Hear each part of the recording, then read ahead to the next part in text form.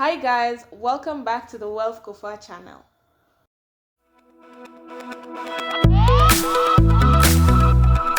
Today we're going to be talking about the factors to consider before you start investing. So the first thing is saving for emergencies. Ideally having an emergency fund. An emergency fund is basically 6 to 12 months of your expenses saved and set aside.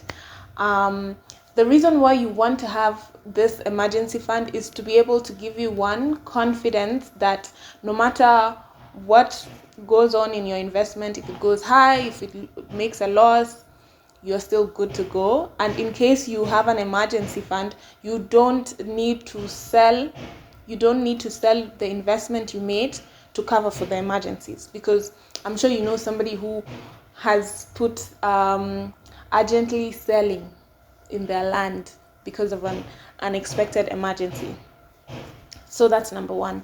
The second thing you need to consider is paying off your debt. There's some debts you can pay off as you invest, but there's some that have like a higher interest rate and are more pressing. You know, the kind of debt where, if you don't pay in the next month, they're going to take away your car or your house, you're going to be homeless. So such kind of debt is very important to be able to pay those back and in time, so that you're not losing more than you expect. Okay?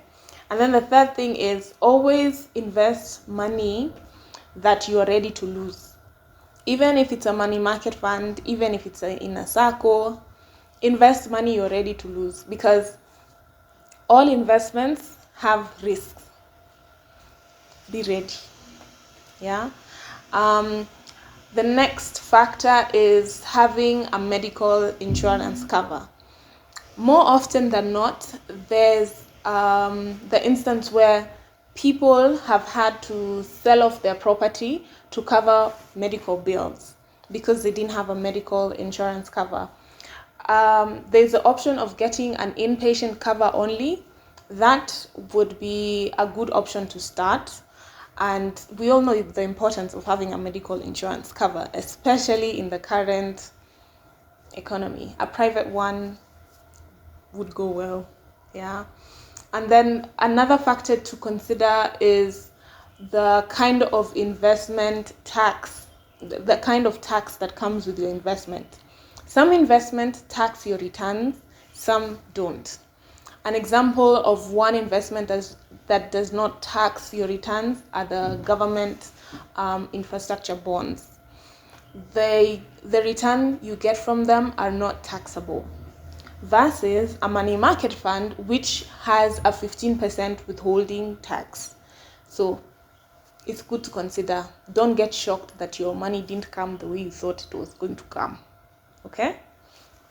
And then for those of you who have dependencies, people that depend on you, life insurance cover is ideal, because we don't want to end up making investments that we can't hand over to our children because we didn't have a will or a trust.